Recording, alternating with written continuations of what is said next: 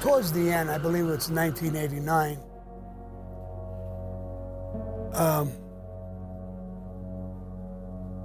an order comes down to hit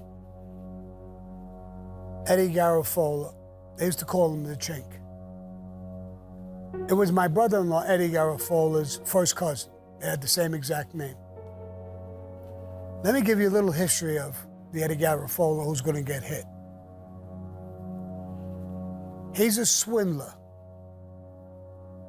He's a guy involved in every fucked up deal in the world. One of the beefs, I'll elaborate on this one, there's a few of them, but one of them, he got garbage and he's in the construction debris business as well. They're doing a hole, they're filling a hole in Staten Island. There's two contractors. They're putting construction debris, it's rocks and stones and whatever, into this hole. But at night, they take their actual garbage, instead of bringing it to the dump, where you're paying X amount of dollars to dump, they're throwing it in that hole. In the morning, they throw a little construction debris on top. It's illegal in every way. They get caught, they get busted. One guy is from Staten Island. He's connected with the Cavalcanti family. They think he's going to cooperate. Eddie Garafola has a pretty good lawyer. He gets rid of his lawyer for some bullshit lawyer. They think he's going to cooperate. So he's got 2 or 3 major things hanging over his head. I don't think he was going to cooperate, but it was strange when you were in a pretty heavy case and you got enough money to have this powerful lawyer, and then you go down to this shit-ass lawyer who handles traffic violations. So, John is right. There's nothing I can do. I get my crew together. We're on. Eddie Garafola's got to go. I'm not happy about it. He's with me. I earn with him in jobs. Even it's like pulling teeth, but I earn with him. But money is not the first thing.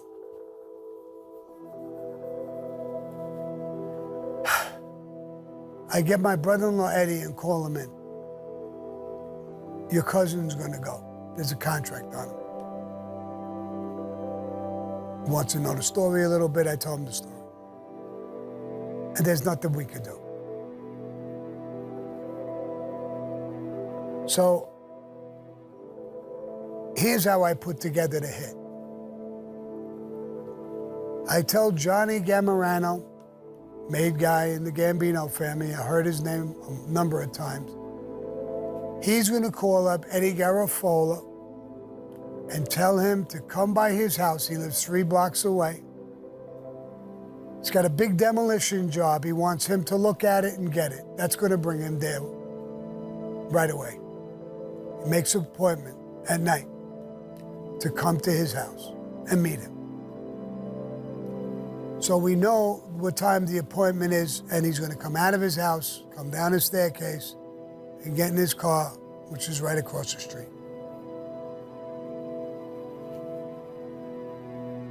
I have 2 guys, 2 hit guys, who are gonna be on it.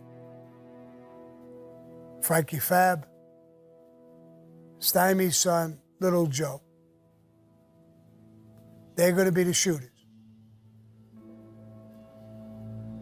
Huck is gonna be a crash car.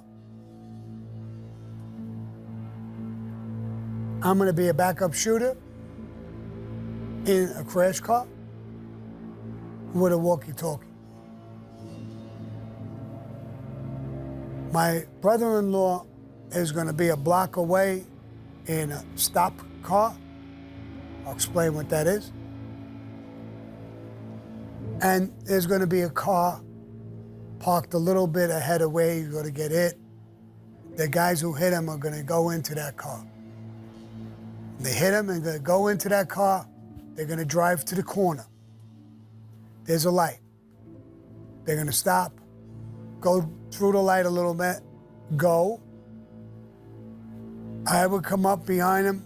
Huck's car comes down, and if there's any interference, he's a crash car. When he goes to the next block, he's going to make a left to go down. My brother-in-law is supposed to get in his car, no guns, no nothing, and follow. If a cop car comes flying down, he stops his car. He stalled. He can't get it started. Cops jump out. There's cars that you can't get around them. They're gone. That's the plan. The phone call is made. He comes down the stairs. The two shooters appear. He gets hit multiple times. He's down in the street. The two shooters run over to their car that is parked. They're going to jump in. They jump in. They pull down to the corner. Huck is right behind them. I'm on the other block.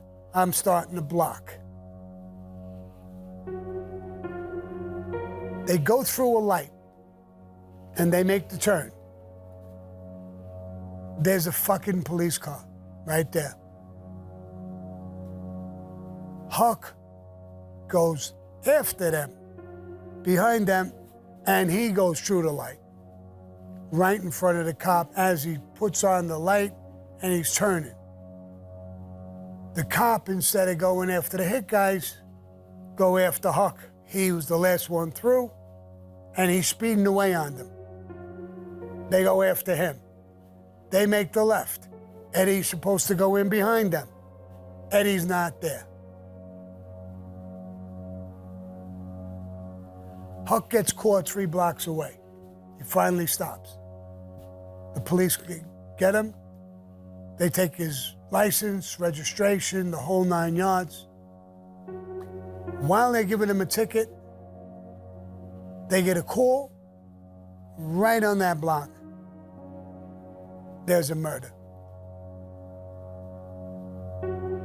The cops eventually put 2 and 2 together with the whole thing. They know what Huck's job was, and he did it. Got the cops to chase him instead of the guys. The next day, they can't prove nothing with Huck, so nothing's gonna be done. We talk about my brother-in-law. My brother-in-law should be killed. They're telling me, for what he did. If that cop would have chased him down the block, it would have been a massive fucking shootout. He deserves to die. This isn't the first time that people around me want to kill my brother-in-law. I'm not going to go into all those stories. But I got to make a decision. It's my sister's husband. There's 4 kids, nieces and nephews. It's their father, my nieces and nephews. I call him. You have any idea where in the fuck were you and what did you do? Sammy, he's my cousin. I wouldn't give a fuck if he was your father. You have a fucking job.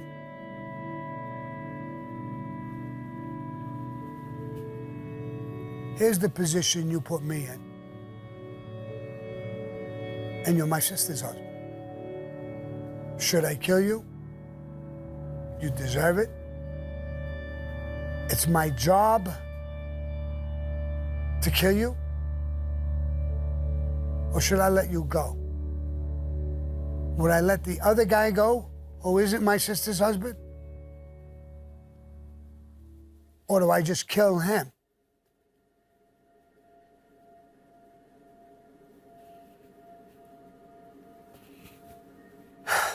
I back off. Thank God nothing happened. Huck got investigated. They couldn't put him with the murder. They couldn't do anything with him. He had a ticket. He went through the light and got caught.